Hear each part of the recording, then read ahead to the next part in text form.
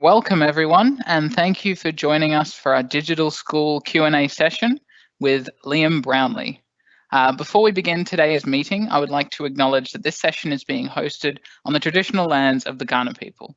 I recognise their connection to this land and pay respect to elders past, present, and emerging, and extend that respect to all Indigenous people present today. My name is Tom, and I'm a space communicator at the Australian Space Discovery Centre. Today, we're joined by Liam Brownlie to learn about what it is like being a space communicator. As well as his role at the Australian Space Agency, Liam is a former solar cell researcher. He graduated from Flinders University in 2016 with a first-class honours in nanotechnology and continued his studies, taking on a PhD. Liam's research focused on chemical modification to alter the properties of semiconducting materials and the development of flexible, transparent, and printable solar cells. During his postgraduate studies, Liam was awarded a 2019 Fulbright Futures Scholarship and was part of the International Cooperative Graduate Program with Japan's National Institute of Materials Science. After returning to Australia, Liam decided on a career shift out of academic research and into science communication and outreach, where he now finds himself as a space communicator at the Adelaide Space Discovery Centre, right in the backyard of his hometown, Adelaide. I'd like to mention as well, if you have any questions during our chat today, please submit them via the Q&A function or ask your teacher to submit one for you. Our session will wrap up at 2:45 p.m. So let's get started. So it's wonderful to have you with us today, Liam. So would you like to start by telling us a little bit about yourself? Yeah, sure. Thank you for that wonderful introduction, Tom. It's worth noting as well, Tom and I have known each other for a very long time. So when I was at Flinders, so was Tom. We shared an office together for a few years. So if some of the questions seem to reference a story, you guys, we'll try and catch you up on the stories in the background as best we can. But yeah, I'm right now a space communicator at the Australian Space Discovery Centre, doing what I really enjoy doing.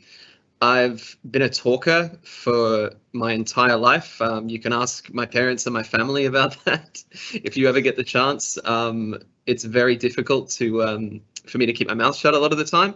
And so getting that scientific background through my education and stuff like that meant that when I wanted to start talking to people about it, I had to be able to change the way I spoke and choose my words very carefully so that I was communicating what I wanted to communicate and getting my point across. And as I went through my PhD, I learned that science is very much its own kind of language, and being able to move that and find these analogies and do all these different things to try and get these scientific principles across is something that's a really big challenge, and not one that a lot of scientists take on very willingly. So it was a really cool challenge for me, and it was a really cool opportunity when I was back in Adelaide a couple of years ago and saw the Discovery Centre opening for space communicators. I jumped at the chance to become a science communicator in my backyard.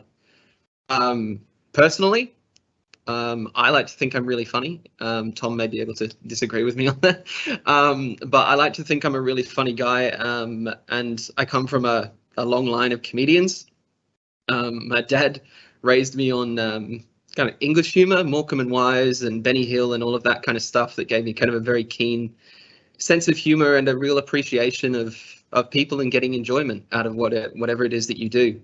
A lot of the pictures that I've chosen on my slide here, I chose very carefully to kind of try and showcase what it is that I think my career and my life is about.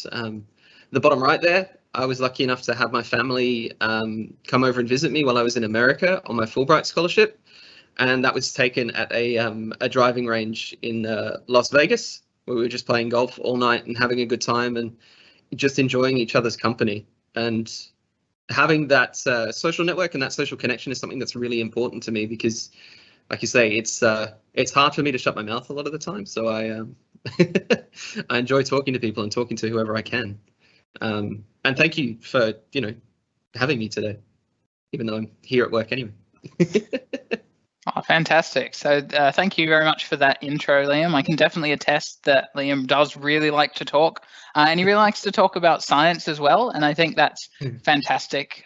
We can always learn some new things chatting to Liam about any sort of science field that he's been looking into. As well as talking, which is obviously a big part of it, I thought a good question to get us started off today is about the space communicator role, because obviously I do that job as well, and so I think it's pretty important. But would you like to explain to the audience sort of what that job is, what it means, and how important that is to you?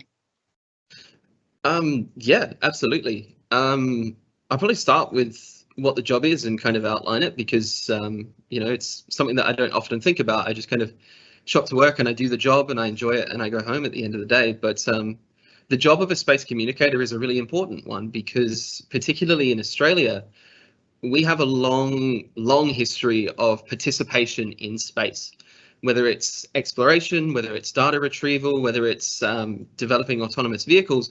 We have a lot of specialties in Australia that really enable us and put us in a position to be able to be some really valuable specialists for the kind of global space economy.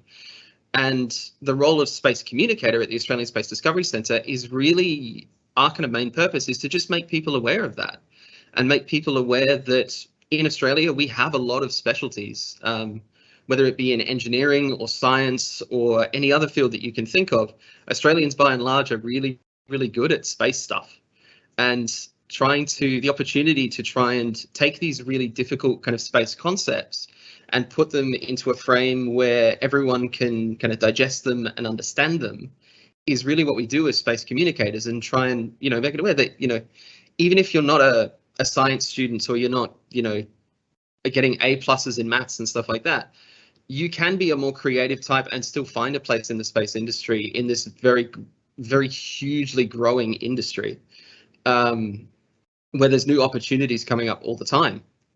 And a big part of that, and a big kind of, I suppose, inspiration for me on that is, as I was going through university as an undergrad, there was I suppose, an unspoken rule that we kind of all were kind of aware of, which was that at some point we were probably going to have to move internationally to find research careers in science, because there is a lot more funding in overseas universities going around, at least at the time. But more recently, with the advent of space and the industry growing as it is, there is a lot more opportunity for Australians to really get involved in the space industry and feel like you can, work in space like I do, in quite literally almost your backyard, which is, it's just a really cool time to be a space communicator, of course, but also be kind of looking at space, because space is cool. Yeah, I definitely agree with that. Space is very cool, and I think that's a fantastic overview of just sort of the role that a science communicator plays, taking what can be quite complex and hard to access topics, and bringing them out so that as many people as possible can appreciate what happens out there and get involved. And I think getting involved is sort of something that's really important. So I think before we sort of continue, another thing could be that we might have some people here listening who like the sound of that, who like the sound of being a space communicator. So what would you say are some like skills and abilities that would help someone get involved in being a space communicator? And what does it sort of look like when you're doing that job? I've got to be careful with this one, don't I? Someone might steal my job if I give the wrong answer. One of the big skills for being a science communicator more broadly, but a space communicator specifically, is just being able to talk to people. A lot of the time when you go in and you start talking about science and STEM and all of that kind of stuff, it's very easy, particularly if you have background training, it's very easy to go into the technical terms for everything and explain it as you understand it. But being able to have those people skills and have that kind of mental thesaurus, I suppose, if you like, to translate those technical terms into a way that into a form that anyone could understand, regardless of background, is one of the big major skills. Because we all kind of, when we're learning about something new, we all want to be able to feel like we can access it, that it's not out of our reach, whether it be intellectually, academically, professionally, or whatever it is. And there are ways to explain these really complicated topics to anyone.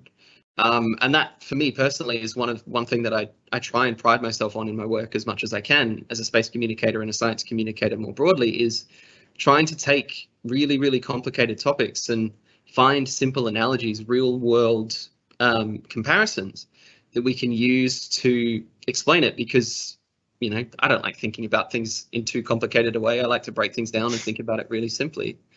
One of the best ways I can kind of explain that, I suppose, is Tom and I both graduated in nanotechnology, and nanotechnology is a field of science that deals with the very, very small. And nano is a kind of a prefix, so you'll hear nanometers in a similar way to you hear centimeters and millimeters. And as we were going through, I'd say, yeah, I'm studying nanotechnology. I do this, but I would see kind of eyes glass over when I said nanotechnology, because it's kind of a foreign concept. You can't really realize how small that is. And until I realized that you could break it down with kind of a meter ruler. If you cut a ruler into 100 different pieces, you'll have 100 centimeters. If you cut it into 1,000 pieces, you'll have 1,000 millimeters. But if you cut it in your mind, imagine cutting that ruler into 1 billion pieces, you'll have 1 billion nanometers. And just when you work in nanotechnology, you take 100 of those billion pieces, and that's about as big as things ever really get. And so trying to find those different analogies and those ways to explain it to people is a really important skill in science communication and as a space communicator, but also being able to relate to and empathize with people's interests. Because, as much as I'd like everyone to be as interested in science and engineering and maths as I am, we're not all wired that way. And so being able to empathize with different interests and find avenues to say, you could do this in space. This is where you can come in and contribute to space as an economy, whether it's as an artist or as a fashion designer. You could be the one to design the next astronaut suit that goes up into space, one that's really comfortable and really stylish, because the current ones are really bulky because they have to be, but they don't always have to be forever. Yeah, thanks for that answer, Liam. I think it's really important as well, the idea of talking to people about science, sort of helping with that finding analogies thing as well. It's sort of that you sort of see what people know, what people are interested in, and you sort of figure out yourself ways to explain things even clearer than you could learn before. Before we move on to the next sort of area, I've just got one last question about being a space communicator, and that's, is there anything that you're working on right now, any special project you're working on right now, or anything you've worked on recently that's really stuck out to you as something you've done? Can I say yes? Because I mean, I love what I do, kind of start to finish, top to bottom. At the moment, I've just put the finishing touches on a more expanded program of one of the talks that I do at the Discovery Center as a space communicator, where I tell the story of Goldilocks in the solar system. And to not spoil anything, if you do want to come along to a session at some point, there is a region in space that is called the Goldilocks zone. I'm not going to say why, because that ruins the story that I want to tell you guys at some point in the future. Putting the finishing touches on modifying that into being a digital program that will be far more accessible to not just people that live locally here in Adelaide or have travelled over as a tourist from somewhere else in Australia, or even today we had an international visitor come through. Being able to expand that out and offer it to people in their homes or in their classrooms and tell that story and get that information across is something that I've really enjoyed doing over the last kind of couple of weeks. And trying to kind of frame that and find the right different pieces of interactivity and find all these clever little ways that I can sneak in information and make people learn things without them realizing it. Just a slightly, it's one of the fun things that you can do. You'll be like, I've been clever here. But at the moment, I am working on a more expanded workshop format in terms of solar weather and trying to predict solar weather, which is something you yourself, Tom, might be able to expand on a little bit in terms of how we do that. But trying to focus on kind of what makes a solar flare, how it is, what a sunspot actually is, and how the different magnetic fields in the sun kind of operate and send those flares our way. If, as I'm talking about this, you notice I'm looking up above my camera, it's because that's where the whiteboard with all my notes is at the moment. So I'm trying to remember what I wrote yesterday about that program. Well, there's a good lesson in being well prepared right there. Yeah, I can say I can vouch for the Goldilocks Zone talk. I think it's a fantastic presentation, and people should definitely try and get down to the Discovery Centre to see it. But it's really exciting to me to know that people will be able to access it soon, even without having to come through here. So that's brilliant. I'm going to focus a little bit more on you now, Liam, I think. So, and as to your personal journey. So, obviously, you're very, very excited about science and space. We can tell that at the moment. Have you always been that way? Sort of, where did that come from?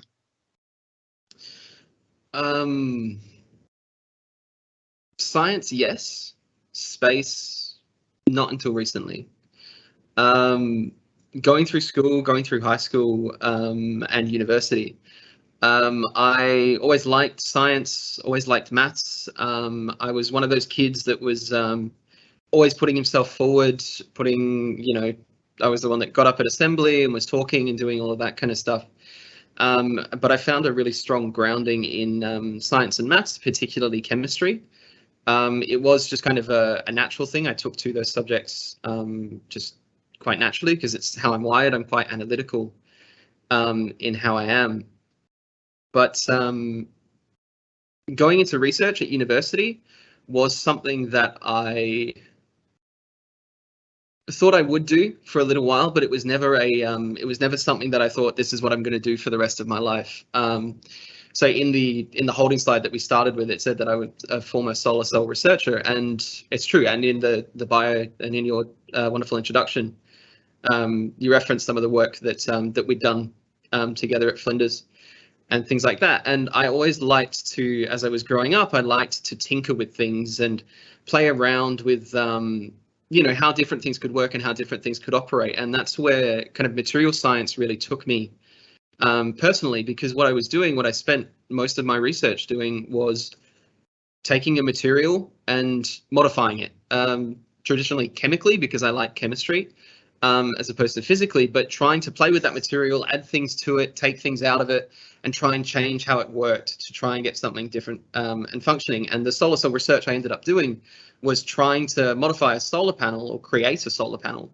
that would be flexible and transparent and really efficient. So something that you could make a solar panel, out of window tinting or something like that, and use that for power and be able to print that out. Was something that kind of really struck me.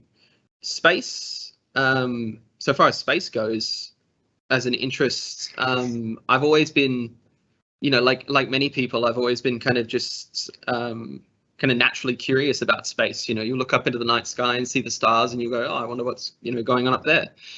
And it's quite a beautiful thing to be able to see. I remember driving out a couple of times during uni to Windy Point and looking up and seeing a few more stars than I'd seen at home, because I live kind of in the metropolitan area, a lot of street lights and stuff like that. But I'd see, it's like, oh, that star's new. That's not one that I've seen before, and all that kind of stuff.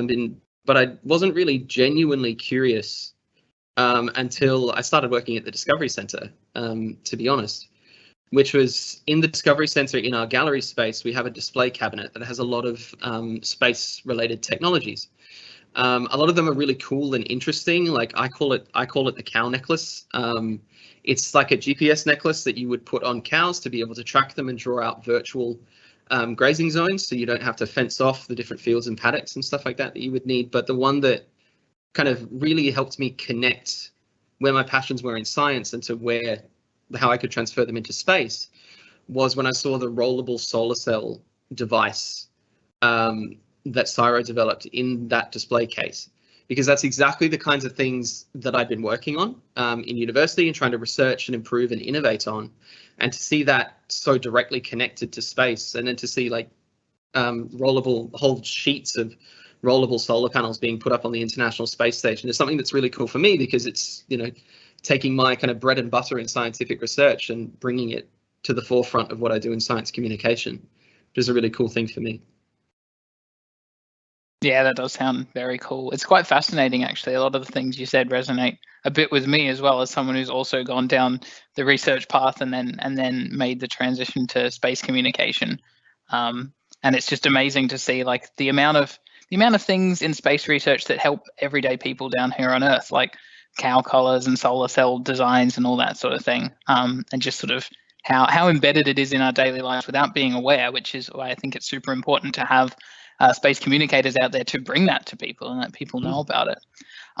Now, obviously, as I said just before, we've obviously started in research science, and you gave a really great overview of your research, but you've changed across to sort of space communication. So do you remember sort of the moment when you sort of made that decision to change across, or was it sort of a more gradual thing?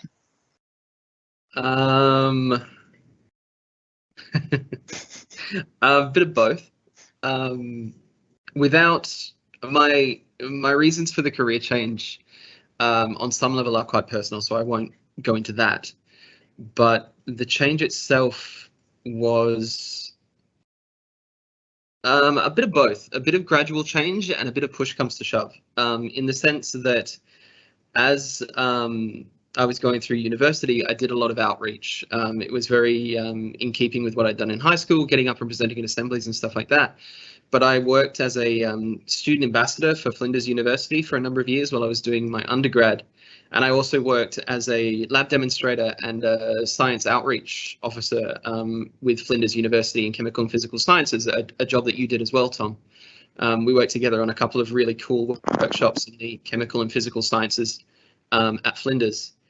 And in doing that, I found that I could really combine my love of tinkering and love of working things out, working out clever ways to explain things, and work that into a science lab and into an educational context, and really give people kind of a view of science as something that was, achievable, something that people just do. The kind of science as a human endeavor kind of mantra really started to speak to me kind of gradually over time, the more experience that I got with that. And I suppose when I say part of it was kind of a push comes to shove was when in 2020, in early 2020, when COVID started to ramp up, I was still in America conducting some research as part of my PhD. And when COVID started to get very serious, I had to put a very kind of very quick hold on all of my PhD research, because at the time I was a student through the University of Queensland, but I was in America, but I couldn't sort out kind of arrangements to go back to Queensland and live there long term and things like that. So I ended up coming home. And as I did that, and as the lockdown started to keep going and things like that, the job at the Discovery Centre came up, and I thought, this is, something that I really, really enjoy doing. It's outreach, it's science communication, it's teaching people things that they don't know in a really creative way that they can easily access. It's kind of perfect for me, and I was lucky enough to get the job. And I remember walking in on my first day and seeing you for the first time in a couple of years and going, it's if there's anyone here from interstate, there's a thing that's called the Adelaide effect, which is everyone in Adelaide, you either know someone that knows someone that you know, or you know everyone in Adelaide. And so walking in on my first day and seeing Tom, I just kind of went, yep, that seems about right. Yeah, that's pretty typical, I think. I had the same feeling as well. Yeah, thanks for that answer, Liam. I think that's it's really important, I think, for those who are really keen on science to know just the broad range of things you can do in it, which is, of course, part of our role here. You don't have to go into research. It can sometimes seem like research is the main path or the only path, but actually it's a hugely flexible area, and you can get involved at any sort of level. Okay, so I'll change tack a little bit here, and we'll look more at sort of space in general and the space industry here in Australia, because you said at the start that it's a really exciting time for the space industry here in Australia. So what do you think it will look like into the future, say 2030 or beyond?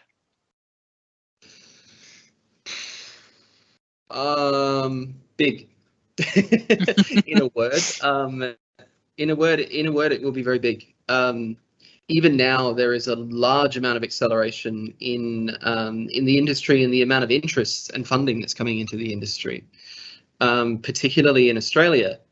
We have one licensed launch site in South Australia already, and potentially by 2030 there could be a lot of others. But there's also a lot of other startups that are starting to happen now particularly in Australia, doing some really, really cool things, whether it be different satellite systems that they want to send up and try, Earth observation missions, how we handle data, how we process that data when it comes back down to Earth, and how all of that stuff starts to happen. One of the really cool things that we have in the Discovery Center, and I hope it doesn't stay the first and only, but we have a publicly viewable mission control center that's operated by a space company called Sabre Astronautics.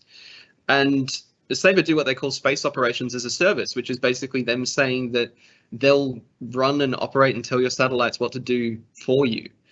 And if that's where the industry is already in 2022, in 8 years' time, it's not unrealistic to think that that sort of service will expand quite a lot to allow satellites to do more than what they already do. They already facilitate all of our FPOS and paywave technologies and things like that, as well as GPS and Earth observation. And we're starting to make satellites do internet and things like that more regularly. And so I think in the next 8 years, that will only expand and continue to accelerate in terms of its rates of growth. The only other caveat that I would say to that is that as the industry develops, I think there is going to be a lot of shift into debris management, is what I'll call it, which in layman's terms will be kind of garbage collection, but for space. At the moment, if you find a satellite viewer or something like that online, you'll see that there is quite a lot of debris up there, and that debris quite plainly is space junk. It is useless to us. It serves no purpose. It just gets in the way. And the reality of it, if it does literally get in the way of a satellite system itself, it could cause some really serious damage to that infrastructure. And, you know, take down that technology to the extent that I might have to pay for my coffee with cash one day, if it gets bad enough. And so I think as much as the industry is focused on technological development and developing satellite systems and all these things that we can do with satellites in space, there's also going to be in the next few years a very significant shift into dealing with what happens when we're done with those satellites or done with those pieces of stuff that come off over time. That's also going to be something that I think we see happen. Yeah, cool. I really like the fact that you brought up the space junk, because I think, you know, you're speaking about a huge expansion of the space industry and a really big shift in that direction. And I was thinking about, you know, whether there would be sort of challenges and obstacles along the way that would have to be tackled. And I think space junk is definitely one of the big one, if not the biggest one. So yeah, I think it's really a really important role of us here as well to sort of let people know about upcoming challenges. I wondered if did you have any other ideas of challenges we'd have to face as well? Obviously, space junk's one big one. Are there any others you could think of?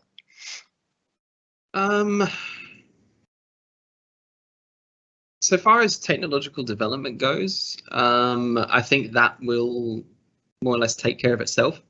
We're very innovative and quite creative when it comes to how we're going to deal with different things. And in terms of our problem solving, we're usually pretty good as humans to at being able to find a solution to a problem eventually.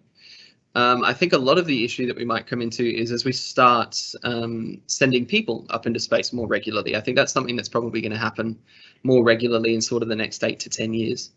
And thinking about those more expanded missions that we can do, whether it's other nations coming up with astronaut programs and sending their own astronauts into space, figuring out the issues with having more people in space, because generally on the International Space Station, there's never really ever more than 10 people.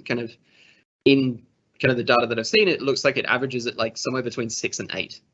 So you have an average of 7 people in space at any given time right now. If that number increases to say 20 or 30 or 40, or beyond that to 200, 300, 400, the kind of methods and the ways that we operate with people in space right now will necessarily have to change, because we're dealing with so many more people and so many more perspectives and needs, and being able to deal with that and moderate that not only technologically and from an engineering perspective, but from a psychological perspective as well, to not trivialize it a little bit. But if you think about like a theme park and things like that, and everything, all these different things that people are looking to do, whether they're looking to go on a ride or go to the gift shop or go to the toilet or something like that. You could have hundreds of people all trying to do the same thing at once. And so expanding how many people we send into space will mean we have to expand and think about how we solve those problems for having all of these different people do all of these different things at the same time, all of these same things at the same time. Yeah, I agree. I think that's a super important field as well. I was sort of thinking about, it's hard to get around nowadays in space without hearing the CEO of this space company or another talk about like, oh, future plans to build cities on Mars and send people to Mars and that sort of thing. So I think, yeah, being able to know what it's like for humans to be in space in large numbers for such long periods of time is crucial as well. Yeah. So thank you for that. I'm going to focus back on you again just as we wrap up of the Q&A session here.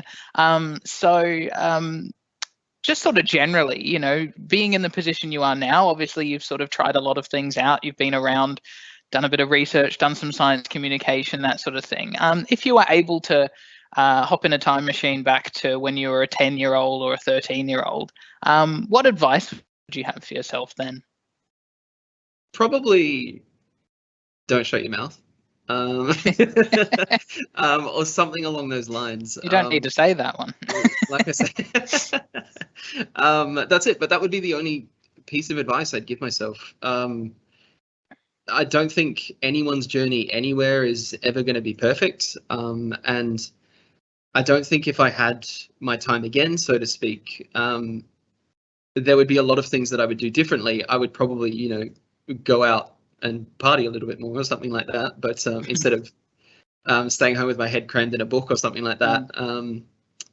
But so far as advice, it's just I've kind of got to where I am because I'm very solid in myself as a person. But I also am never, as I'm sure you could probably attest to as well, I'm never quiet with my ideas. If I think that there is a problem to be solved or a solution to be created or something that if I can contribute to the solution to solve a problem or to fix a program or build a program that could really help someone, that's something that's a way that I've always been. I don't foresee that changing anytime soon. But just kind of, yeah, you know, don't shut your mouth. Don't keep your ideas to yourself. Because the only way that you can, and this happens in science in terms of collaboration and things like that as well, is the only way that collaboration happens is if people talk to each other and share ideas. If you keep your ideas to yourself, they will stay with yourself and may not go anywhere. And a lot of the projects that we do in space, every satellite mission has a number of different people coming at it from a number of different perspectives and backgrounds to contribute their ideas and their ways of doing things to the project as a whole. And so everything that you've ever seen really is nothing more than the sum of those people's ideas that worked on that project.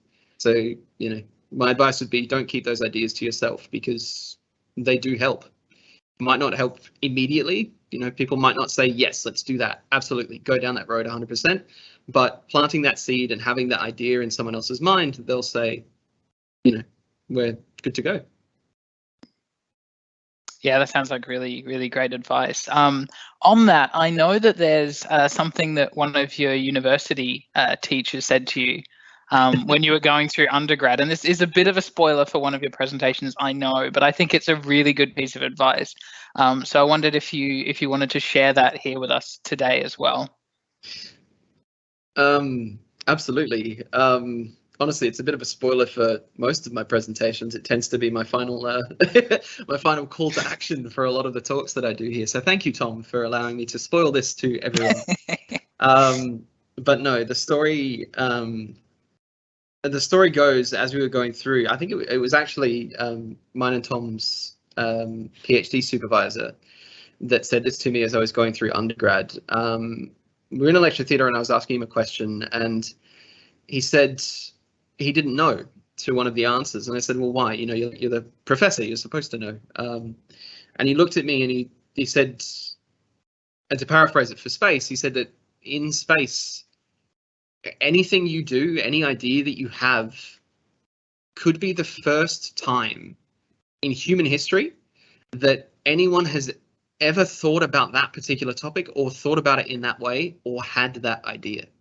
And that was really what drove me to keep going in science and keep going in my, like through my PhD and then further into science communication, was the idea that anything that I did at any given point could be the first time ever out of everyone that has ever lived.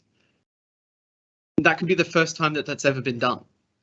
And that to me was, I mean, it still is the absolute coolest thing I can imagine. Like the idea that I'm the first person ever in existence to do something is incredible. It really, it's hard to put into words how much that kind of concept has done for me, like going through.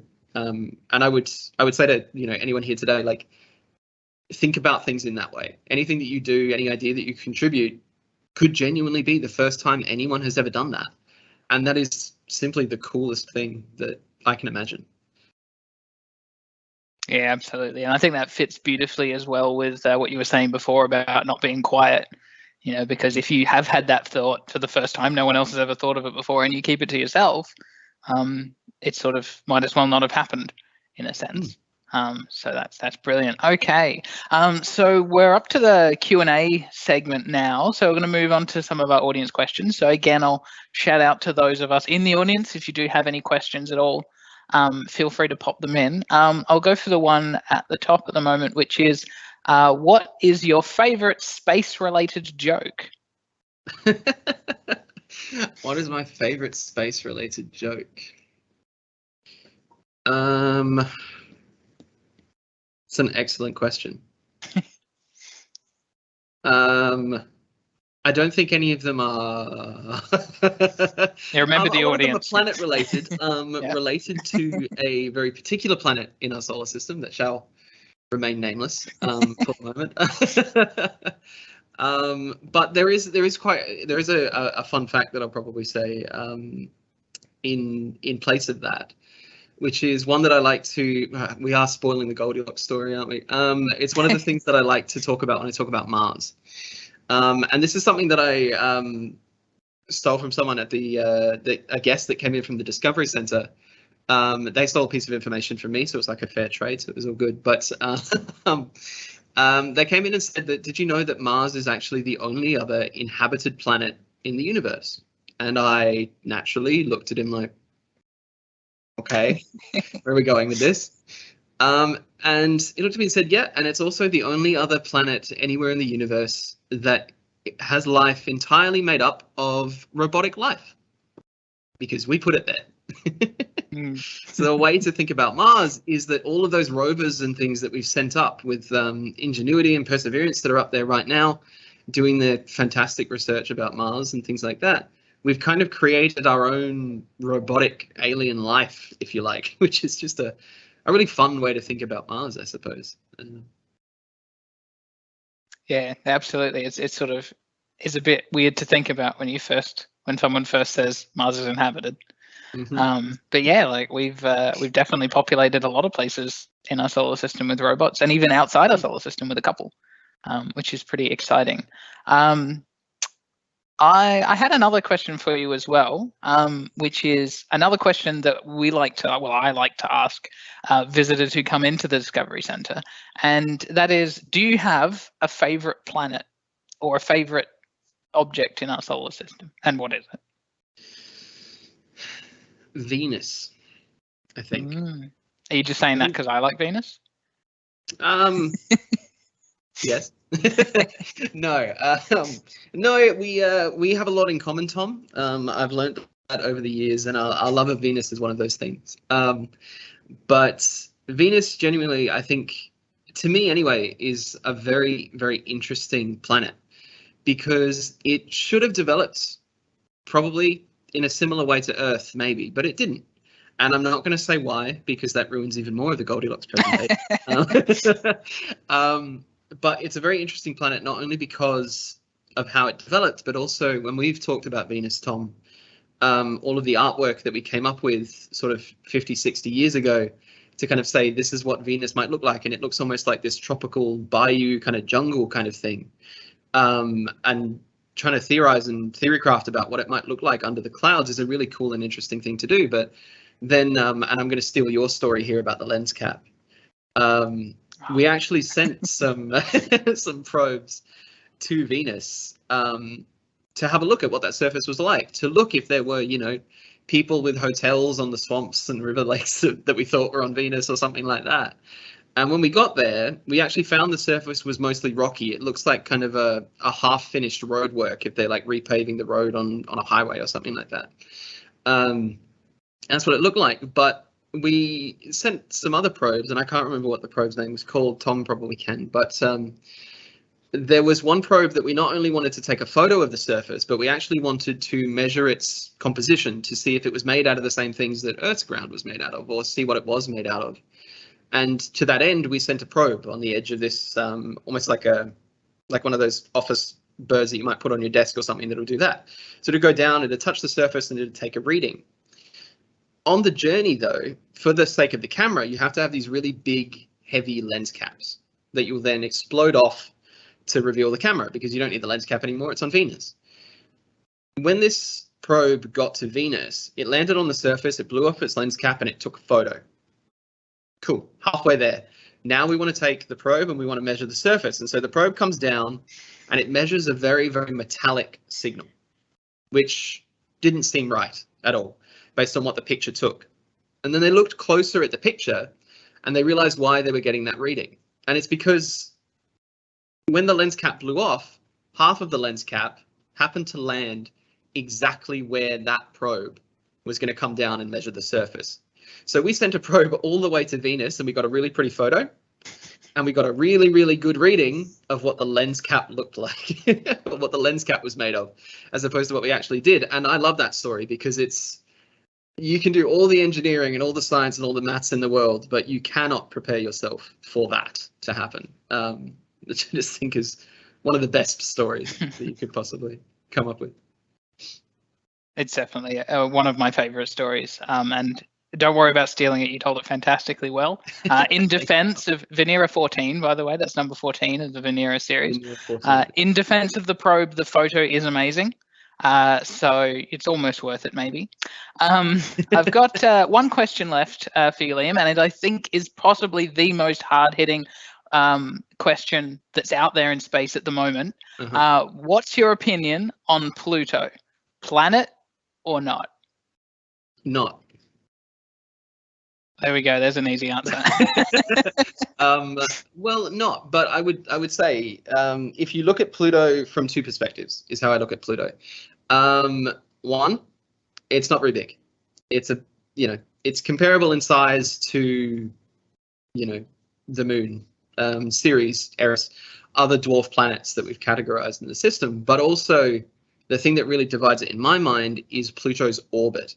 And if you haven't seen Pluto's orbit or a solar system viewer, I would say go and look up a solar system viewer and really have a look at how all of the other planets line up in the solar system.